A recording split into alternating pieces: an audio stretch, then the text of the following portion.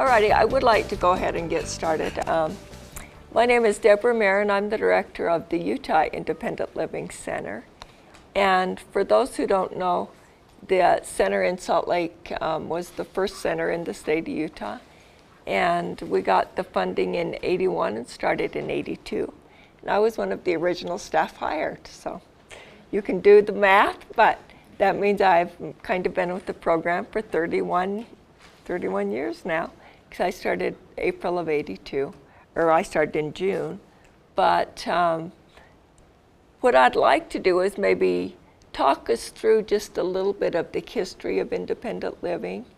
And I'd like to end with kind of maybe some milestones or some of the, I don't know, some things that happened in Utah that contributed to the growth that occurred here.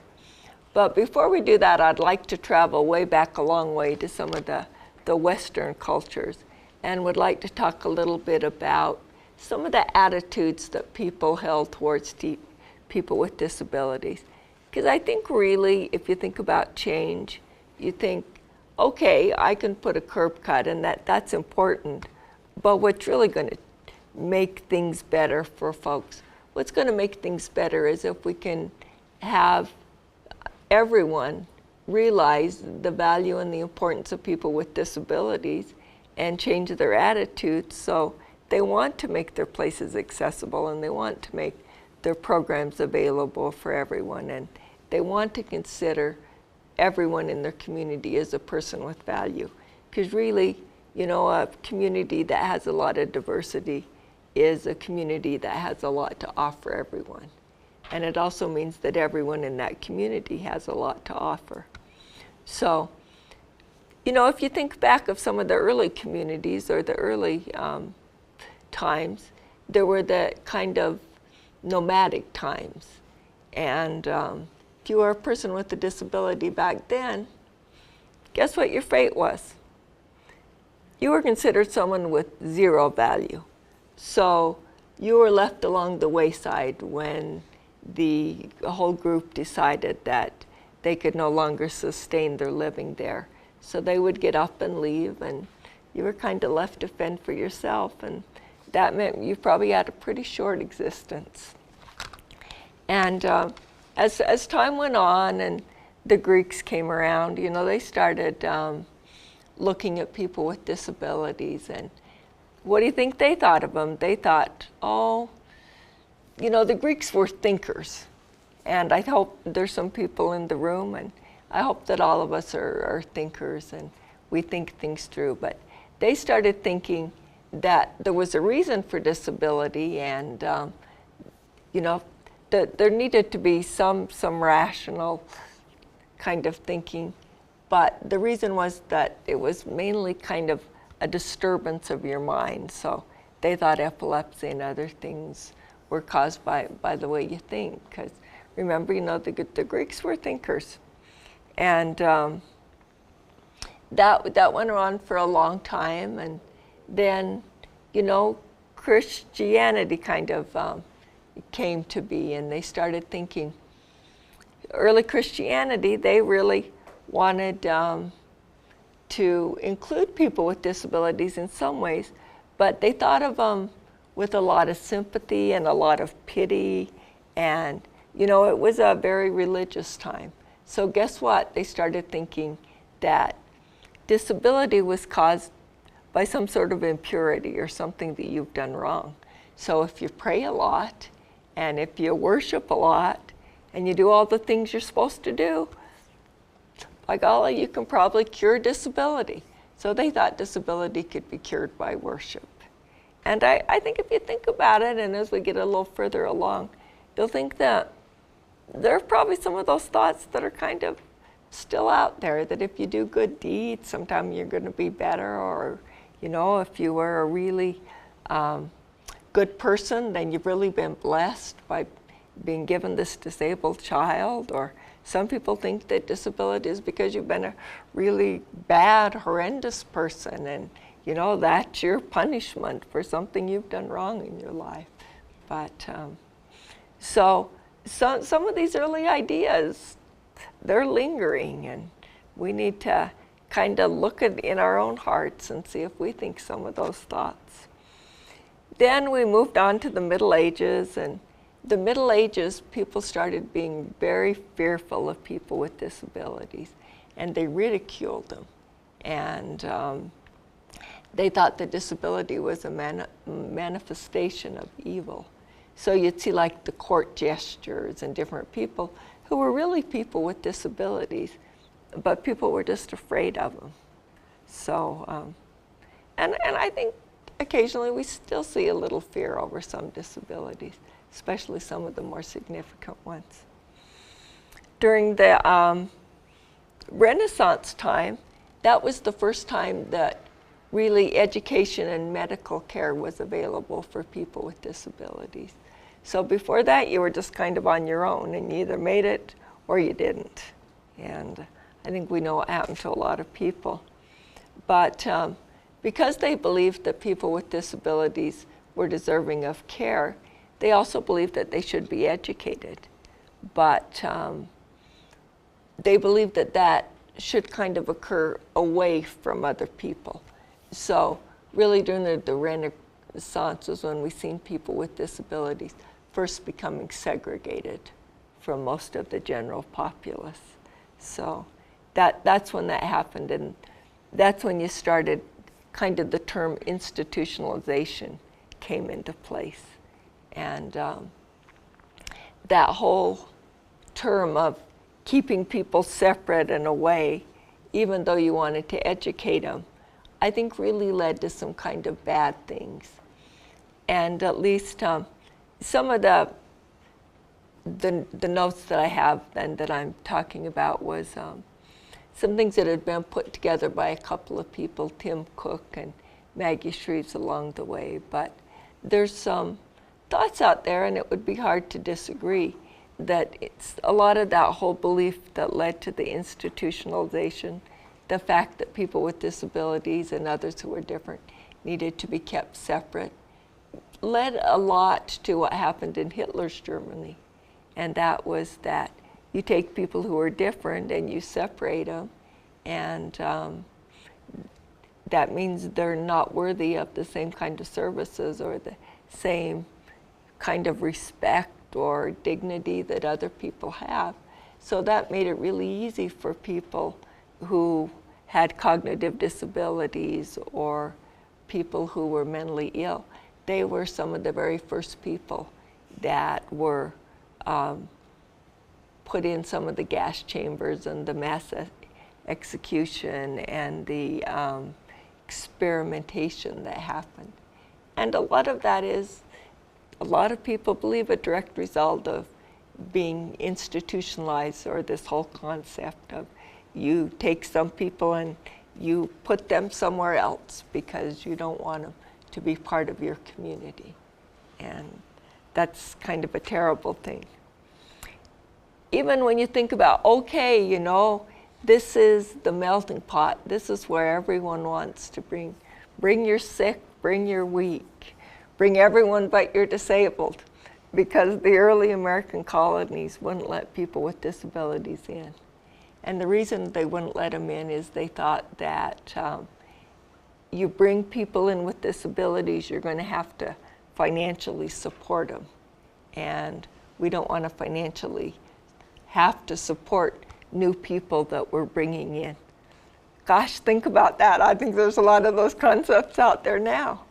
So, yeah, you know, anytime you introduce something different or someone new or someone who doesn't fit the norms, that may come with some supports that they're going to need. But like I say, the early American colonies really didn't want that. But guess what? Disability is just something that happens. Sometimes it happens because you're born with a disability. Sometimes it happens because you have an accident or you get older. So even though they wouldn't let people in who had disabilities, disability still happened in the American colonies. But it wasn't until you actually seen people start moving west, or the American frontier movement, that you really started seeing more integration. And you actually started seeing people starting to believe that social ills could be eradicated with some sort of local initiative. And maybe we should start doing some things for people in our communities. And so with the movement west, and you've seen some of that, but what you've also still seen is a lot of the segregation. There was still, they thought that putting a lot of people with similar kinds of disabilities, or even if they weren't similar, if you had a disability, they put people with physical disabilities and mental disabilities, and you know, those almhouses started, and a lot of really positive things went on because they felt that the community needed to step up and it needed to do something for its members. And if people with disabilities were part of its members, then you should do something for them. You should educate them, you should take care of them, but let's still do it separately. But as I mentioned, people started moving further and further west. There weren't large communities, and that just couldn't happen. So you started seeing more of what's known as kind of the rugged individualism, but you started seeing people who maybe became injured along the trail, and they stayed with their families, and they found a way to contribute, and they started taking part in life, and they weren't sent somewhere else because they became disabled. They were still included in their family. So that's really where some of the first concepts of independence and keeping family members home and figuring out ways to let them contribute and do something of value for not only their family but their community started with that whole Western movement. And then guess what happened? World War I. And after World War I, guess who came home? Lots of folks with disabilities, lots of soldiers. And so for the first time in history, you've seen that there was a lot of men coming home that wanted to go back to work, and they wanted to be retrained, and they wanted to stay in their communities. And so it was the World War I vets that kind of prompted the start of vocational rehab. And the vocational rehab program was the first federally funded program that served people with disabilities, that helped retrain them. So that was a neat thing that we all benefit from today. And as everyone knows, independent living still has a very close partnership with rehab, with vocational rehab. And we'll kind of get to that a little bit later. But you know, as nice as it was to see people with disabilities come home from the war and get retrained, there were still some people out there that were saying, hey, you know, retraining is great, and but I'm not sure that's what our needs are. And I'm talking now about the blind community, because vocational rehab started in about 1920. And by about 1940, you had the blind community, and they said, there's nothing wrong with being blind. We can't be cured. And what we want to be is educated. We don't necessarily need to, you know, we probably need the training, but the training needs to be part of an education. It doesn't need to be part of a rehab model where we're going to get cured, because we're never going to be cured. And I can sit in this room today and say, I'm never going to be cured. You know, that's something that's kind of, the independent living movement has carried with it, that belief that it's not the disability that needs to be fixed, it's everything else. You know, it's everything around the disability. And so the blind community, though, they have always been, I think, very strong advocates and still are. And they said, we kind of want to separate from this whole idea of rehab, because what we want to be is educated. So you started seeing in many places, 2 separate rehab agencies, one for the blind and then one for people who needed just retraining that had all other disabilities. But it was really the social change movements of the 60s where you started seeing things happen. And during the 60s, that was the very first time you started seeing people with disabilities, professionals, advocates, all working together. And I mentioned that Voc Rehab was the first federally funded agency for retraining. Prior to that, the Social Security was in place, Social Security disability. If somehow you were a person with a disability and you managed to be lucky enough to work long enough, then you could have collected some disability.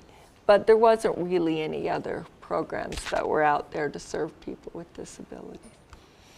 And so you've seen some of that, and you've seen some of that really start in some of the civil rights movements.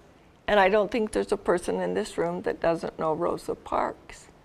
And, but I think there are a lot of people out there who maybe don't think of disability as a minority in the same way as other minorities.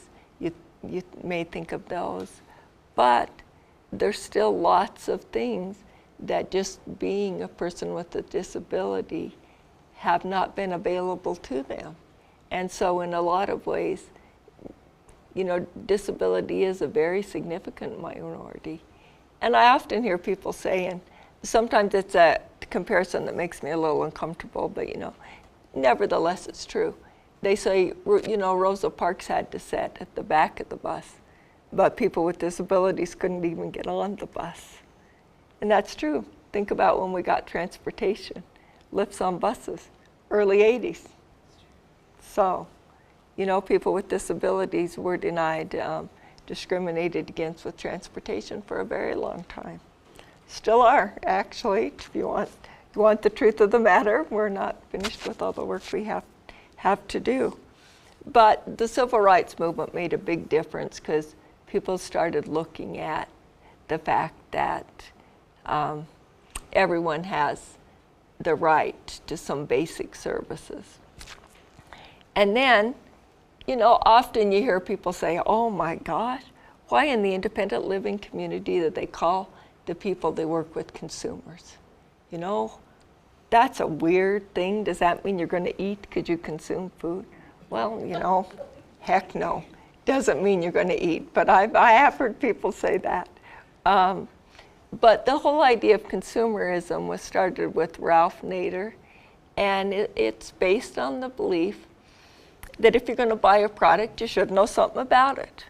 Or if you're going to get a service, you should know something about it, and you should have some say in the kind of product or service that you receive. Hey, that's very important to us.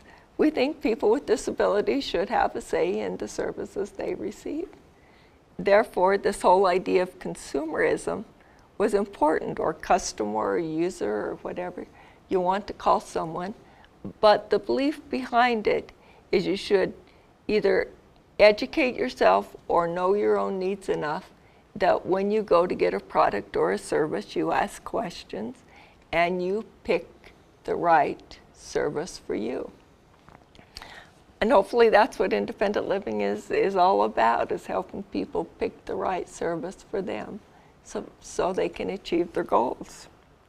Then, some of the other social movements was the self-help movement. And the very first and probably most well-known self-help group, of course, is Alcoholics Anonymous. And what did Alcoholics Anonymous believe that we in the independent living community still believe? They believe that if you're a person who's experienced alcoholism and you have managed to kind of find some ways to deal with that, then you have something good and something positive and some real life experiences to offer someone else who's going through a similar experience. Imagine that. Just what we think in the independent living community. People who've shared some similar life experiences sometimes have something extra to offer other people who are just going through that experience. So that's a very important concept we borrowed from the whole self-help movement. And we also borrowed the idea that people who themselves have experienced it, I mentioned can help each other, but can also function as role models or be peers to each other as they work through some of their issues. So that's important. Then we also seen the kind of demedicalization or deinstitutionalization of people. And the demedicalization was more surrounding the idea that prior to this time, if you had a disability, you were thought of as sick. And if you're sick, then that means you need someone to help you get well. So you need a professional, or you need the whole medical community out there to help you get well. Or if you're sick, then you're someone's patient, or maybe you're their client. But with the idea of demedicalization, it says let's get professionals out of our lives. Let's not always rely on doctors or someone else to tell us what we need to do, and let's kind of get away from the big institutions and get out into the community. And so one of the first really big services that independent living certainly still supports today is personal assistance. Someone that can be in the community that can help you live in a place of your own choosing. So, you know, a person like me, 40 years ago, 50 years ago, the only place I could have received personal care would have been in a nursing home. Because if there's no community services or no attendance out there, then you can't live on your own, you can't live in the community. So personal assistance is a really big concept, and it was one of the first ways that people with disabilities started demedicalizing, if that's a word, themselves, and making some choices, and actually even having some choices on who got them up in the morning and what they wanted to wear and how often they needed that kind of service. So that's important. And then we all seen as large numbers of people with mental illness who also didn't want to live in institutions, but some of that deinstitutionalization, they were moved out into the community. But we've seen something, I think, kind of really tragic happen as well, is they were moved into the community without the community supports that were needed to make them succeed there. You know, it's the same with me. If someone just said, okay, Deborah, tomorrow you're going to be on your own and you're not going to have anyone to help you. Oh my gosh, that would have a tragic consequence on its own, because without someone to provide some assistance, you know, I'm not able to be independent. But being independent doesn't mean you have to do everything for yourself. What it means is you have some choices in what happens in your life. And to the, you know, best of your ability, you want to do everything for yourself, and you want to be the best person that you can be. But it doesn't necessarily mean that you alone need to do that. It means that you as a community need to have those kind of supports so people can be the most integrated and independent person that they know how to be. And I think, you know, often the Center for Independent Living in Berkeley is credited with being the first center for independent living in the United States. And it was all started because a bunch of people with disabilities got together and said, we don't like what's happening to us. Just because we have a disability, that doesn't mean we're still not capable of doing things. And we want to go to college, and we want to have attendance at college, or personal assistants, or whatever you want to call them. And we want to do all the things that other people started doing. And they started milling around and protesting. Remember, I told you some of the social movements of the 60s got people with disabilities and professionals and advocates and everyone out there. Because all of a sudden, the whole mindset and the whole attitude just started changing. And it just seemed like the right thing to do to give people the opportunity to participate in their communities. So anyway, a group of people that wanted to go to Berkeley College, they got together, and I think they called themselves the Rolling Quads, but they wanted to have attendance on campus, and they wanted to live in the dorms, and from, you know, some of those same people are who started the first center in Berkeley. But by 1972, there were 5 other states that had independent living centers. And the very next landmark piece of legislation was the Rehab Act of 1973. Because what happened in the Rehab Act of 1973? 2 very important things happened. One, there was the very first civil rights legislation enacted for people with disabilities under Section 504. And granted, that was only for programs that received federal funding. But also for the independent living community, there was the language that said that under voc rehab, they needed to serve people with the most severe disabilities. And so in order to get people with the most severe disabilities at a place where they could be employed, it meant that they were going to have to do more than just retraining. And that was the whole concept behind independent living. Getting a job is important, and getting a job is a value, but being able to participate in your life and go to movies and do things with your family also has value. And sometimes that has value in whether or not you're going to be reemployed. And sometimes it has value just in itself, because it's important for people to be integrated.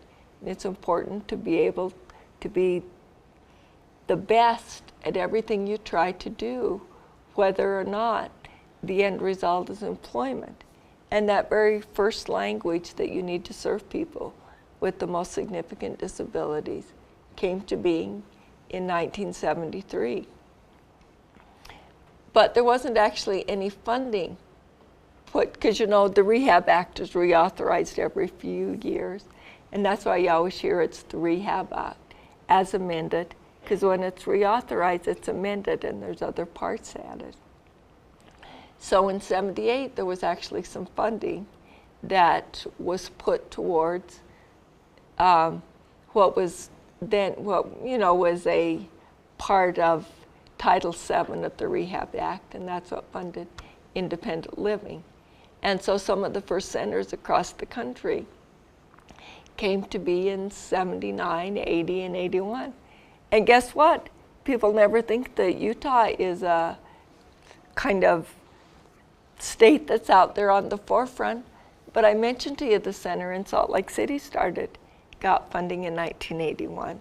So I think we were one of the first centers, I mean, not the first, but in the first group of centers to get funding in the whole United States.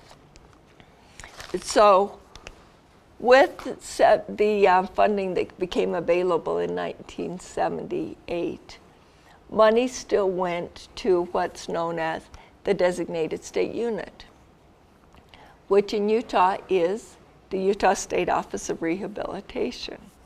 And so until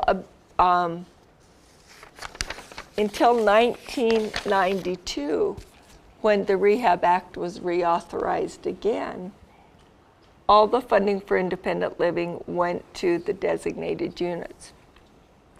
But 2 important things happened when the funding was reauthorized in 1992, and that was that funding went directly to centers, and that's when the language was put in there for the state councils for independent living.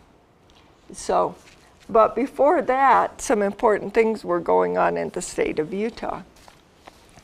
And so I'd like to divert back a little bit to the center here in Salt Lake.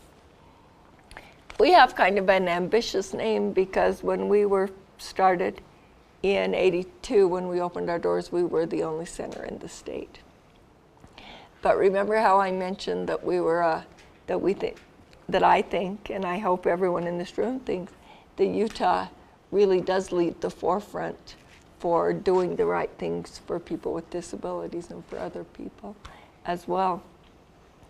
In 1985 is when the Utah Independent Living Center wrote our first grant to start serving youth. Now, it was before youth was a big buzzword on the horizon like it is now. And we started in 1985. Remember how I mentioned there were the two separate rehabs many places? There was the blind rehab and the regular rehab. Well, Utah was like that back in 1985. So vocational rehab wrote a grant to start serving at-risk deaf people. And we at the Utah Independent Living Center wrote one to start writing youth, both of which got funded. So that's how those programs came. Then in 1988, rehab, it also, in order to be an independent living center, you need to have a board of directors, 51%, that are people with disabilities, and a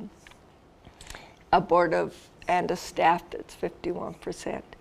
So it was around 1988 the rehab had asked us to contract the deaf program, so that's how we started serving people who were deaf through a contract with Voc Rehab.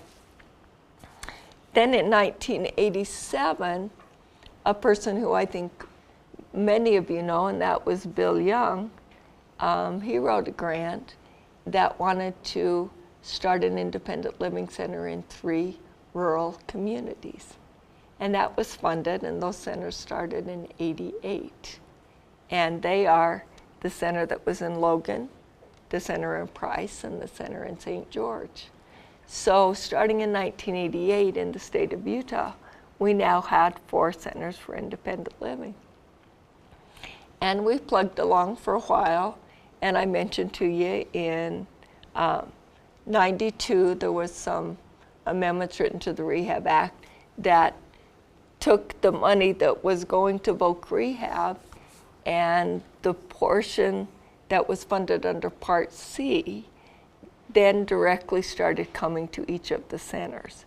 So for the one in Salt Lake, that meant that the 3 grants that we had had previously now got combined into one. And for the rural communities, that meant that they got some direct funding for independent living. And then in 2000, well, there was a lot of rumblings and feelings that, oh my gosh, along the Wasatch Front, there's such a large community in such a large area that it's not getting served well. And I'm just going to admit, it wasn't getting served well. We had both Provo and Orem at the center here. So, and all the directors that were in place at the time, we all agreed that we need 2 new centers. And it was written up in the state plan that there'd be a network of centers, and that would consist of the 6 areas, which included Provo and Orem. Ogden, sorry. So the other directors, we all supported that and didn't go after any additional funding. And in 2000, we got some state funding to start the center in Ogden. That's now Roads for Independence, and the center in Provo, that's now Ability First, along with Options for Independence in Logan, and the Red Rock Center for Independence in St. George, and Active Reentry in Price. So that's how we got the network of the 6 centers. But the centers could not have grown the way that we have grown without the support of the state of Utah. And you heard Senator Van Tassel talk about, how they try to do what's right, and they try to make sure people get the funding that we need. But we in the independent living community owe a lot of our thanks to the Utah State Office of Rehab and to the state legislature for all the funding they've helped us get over the years. Probably about 17 years ago, there was some federal funding that went to serve, or 18. I tried to talk to Tom to say how long is the older blind program. John, would you know how long that we've been receiving funding? Right around 18 years. We got some federal funding for that. And there have been some grants written to get some funding, you know, for some recreation, community integration, transition. But the funding that sustains those programs is funding that's came to us through the state. So that has been a very valuable and important part of the growth that's happened with independent living in Utah. So that's what brought us to where we are today. But I think independent living is very different when you look at how we view ourselves compared to how some other programs view themselves. And I think when I go over this, and many of you have heard this, but it's the difference between kind of the traditional model or the medical model versus the independent living model. And I think why independent living has been so successful is because it focuses on the right person, and that's the person with a disability.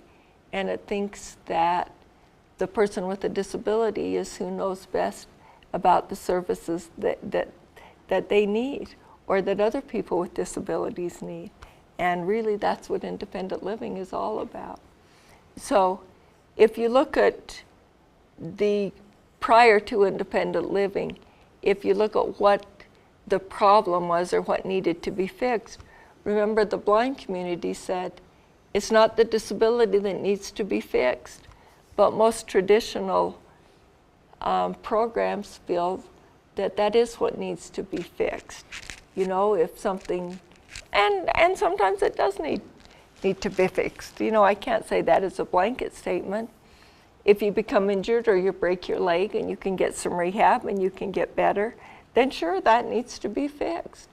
But there's some disabilities that just can't be fixed. Or if what's stopping you from being independent is a lack of vocational skills, and you can go to rehab and gain those vocational skills and fix that problem, then fixing a problem isn't bad. You know, what's bad is if you never start thinking for yourself and you never make your decision.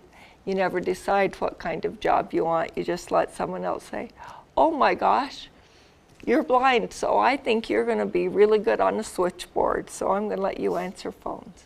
You know, you have to move beyond that kind of traditional thinking to thinking about what is it I want and what am I going to be good at. And so independent living doesn't think that the disability is the problem. The community is the problem.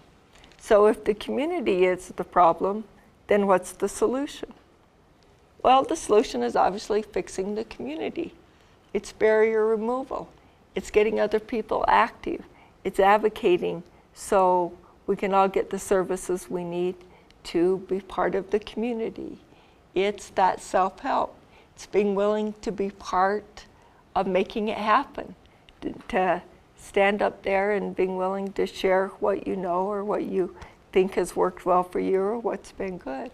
It's the peer models. It's the consumer having control over their choices. Those are the things we need. It's all working together. That's what's going to change the community. Remember when I started, I said, it's attitudes. It's changing attitudes. Once everyone believes that a person with a disability has something valuable to contribute, then we're not going to have to be out there fighting for curb cuts or fighting for buildings without stairs. They're just going to happen. It's just giving people the opportunity to see, I think, people interacting and the opportunity to interact with us. Because I think pretty soon they leave there and they say, people with just disabilities are just people. And I think that's what we want. You know, we don't want to really have any kinds of titles or labels or, what do you like to be called? Someone who's differently able? Heck no. I don't like the little euphemisms. I like to be called Debra. But, we just need to see people with disabilities as part of our community and as people who can make choices about their services. And we need to be part of making sure that people have acceptable options. And if we do that and we value people and we change a few attitudes along the way, then I think we're doing what we need to do. And I think if we value each other, then that shows. And so I think everyone in this room needs to be part of making the future a little brighter for those who are coming after us. And I think we shouldn't lose all the things that people have done to get us where we are. And we talk about some of the, we all know that the Americans with Disabilities Act was a really crucial part of that. And it didn't come about until 1990. And I think back about, my history in my life. I became disabled in 1974. There wasn't even language that went into the law that served people with more significant disabilities in 1973. I was certainly alive and kicking in 1990. And so we've lived it. At least I've lived it. Chris has lived it. I mean, this is not about something that happened ages ago that we can take for granted. This is something that we need to keep moving forward with. We need to help our younger people not lose the passion for independent living and lose the belief that people have value, but sometimes things of value are worth working for.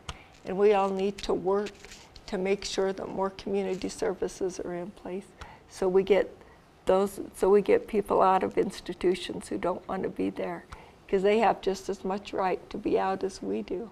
So let's just keep holding our attitudes in the right place. And the attitude is, let's get more community services.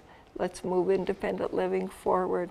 Let's do all the things we need to make it a community where we can have a diverse and a community that has value for everyone, where no one needs to live in an institution unless that's what they choose to do. Because sometimes that may be the best choice, but that's going to be rare and far between. And we're going to be the people who make that happen. So thank you very much. I'll open it to any questions. It looks like there's just a few minutes left. And I'd welcome anyone who would like to make a comment. Deb, could you talk about AT in our state and how that fund kind of started? I would. I'd love to. In the same, when there used to be different parts of Title VII of the Rehab Act, and it gets really confusing if you start talking about A, B, and C, because A became B and B became C and C used to be B and all of that. But there are still two parts. There's one part that funds centers, and that's what I call Part C, and that's what started the Centers for Independent Living. But there is another part that goes to all over to the designated state unit that goes to Voc Rehab, that the Utah State Office of Rehab, that funds services. And that part says at least 20% of that funding needs to go to Centers for Independent Living, but the other 80% could stay up with Voc Rehab. And in many states, what they did was they decided that 80% is going to hire someone within the rehab system that we're going to kind of call a independent living person, and they're probably honestly really going to be a rehab person, but we'll have them work with a little maybe different population and maybe people who are a little more significant and use that money that way. The state of Utah, though, said, we really want to see that money go to Centers for Independent Living, and we want to see it benefit people with disabilities, and we're going to use that to purchase AT. And so they took that money and divided it to the 4 centers. And rehab, realized it was about the same time the newer centers were just starting. And so some of them were dependent on some of the Part A money, which became Part B, but for AT. And that was a big program in the 3 rural centers, was their AT program. And then over the years, that money has kind of maybe become whitewashed just a little, because then we started going to the state to get money for AT. But it kind of started with that whole program that rehab had, where they could purchase services with money that was funded under independent living. So what was the impetus then to go to the legislature for more? I think it was because of the amount of money. The need far outweighed the amount or the supply of AT that could be purchased, because it was like $5,000 per center. It was a small amount of money. Is that still in place? Kind of. Still is at our place. We still pay some of the funding out of it. But I think as we got more money for independent living, then people started hiring staff more than purchasing equipment with some of the Part B money that we contracted through the state. Was IL also involved, or was it part of the same deal to get UCAT going? You know, we went up there as far as the AT, and some of the first IL money was simply AT money. They got AT money under independent living. It wasn't a separate line item, it was the IL money. The IL money became AT. I don't think IL was much a part of UCAT, although I think UCAT is certainly a valuable part of IL. But I think it was that whole group of people who were, what are they, John or Chris, help me what their name is. The one that Don is a part of, and CCPD? That was it. That's who had the idea for, UCAT right? Started as a Right. grant or a project of the Tech Act. Right. Tech And then Act. that group took that over. USU was the Tech Act recipient. They started UCAT, and then after a number of successful years, they wanted to spin it off and have a permanent program, and they approached USOR to be the host of it. Yes. Marv Byfield was over that board for years and years and years Yep. and years. It was called the Management and Implementation Group. Yes. And finally That was it. Thank you. I knew there was a group that was out there that was involved with that. That's called the AT Council. Okay. That Yeah. continues. So yes, but independent living, I don't think, although Corey Rowley, I think, was real involved some with the Tech Act, Yes. some of that and growing all that up, so I'm getting it reauthorized. Even though we never get exactly everything that we would like, has always been really had an ear for people with disabilities. And so we've been able to come up with some state money fairly often for assistive technology and for IL since we started getting state dollars. We've always been able to. Yeah, I believe that to be true. I believe we're very lucky here. We're very lucky because of the people and the advocates and the legislature and the support we have through other programs. We all really And- try to work together. And the openness, and I think that, you know, no person is really an island. Even when I mentioned how I couldn't be independent on my own, I could be independent living with the right supports.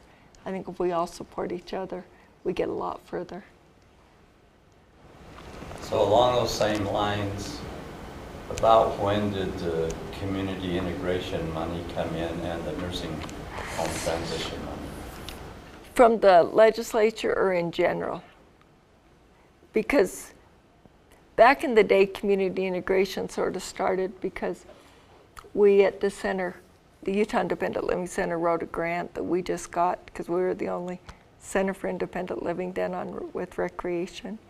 And the whole idea of it, I think, was a good one. And then we got a 3-year grant, and then the 3 rural centers started, and then it went to Helen for a while.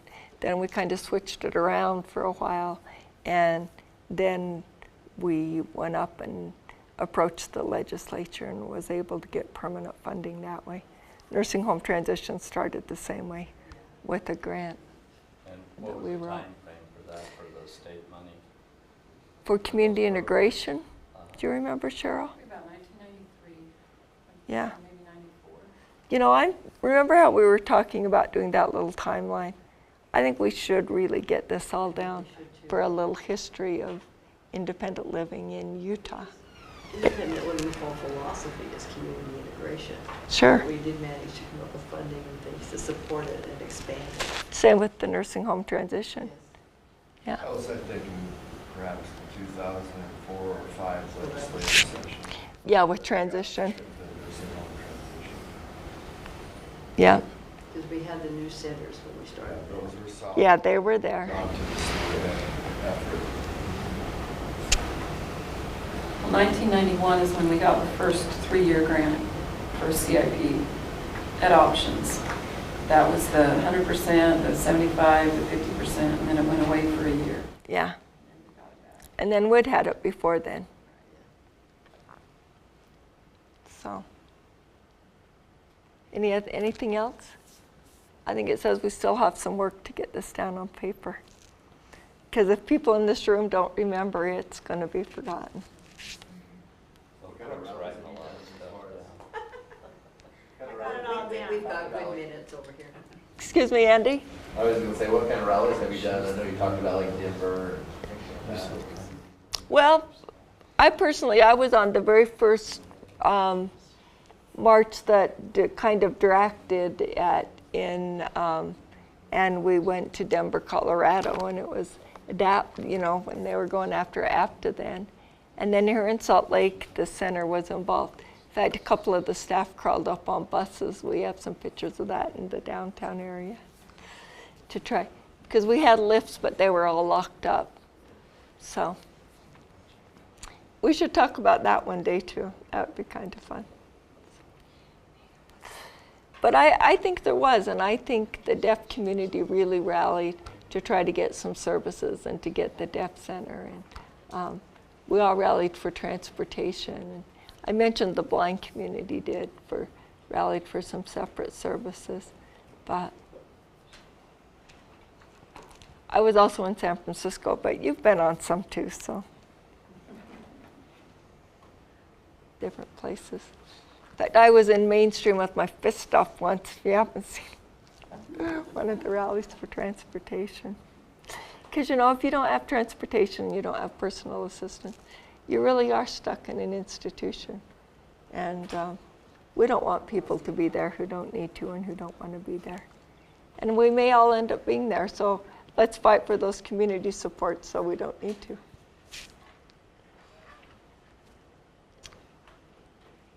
Anything else anyone has? Because otherwise I think our hour's about up.